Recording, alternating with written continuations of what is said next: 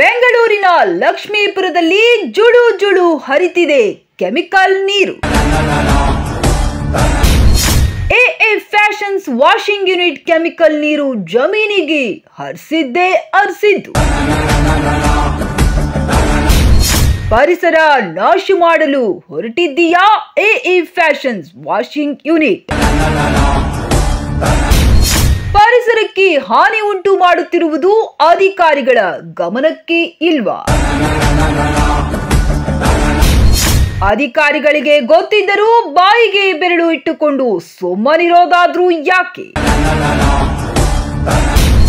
ಅಧಿಕಾರಿಗಳೇ AA fashions washing unit ವಿರುದ್ಧ ಕ್ರಮ ಯಾವಾಗ? ಅಕ್ರಮ ವಾಷಿಂಗ್ ಯೂನಿಟ್ ದಂಧೆ ಅತಿ ಶೀಘ್ರದಲ್ಲಿ ನಿಮ್ಮ ರಾಜ್ಯೋದಯ ನ್ಯೂಸ್ನಲ್ಲಿ.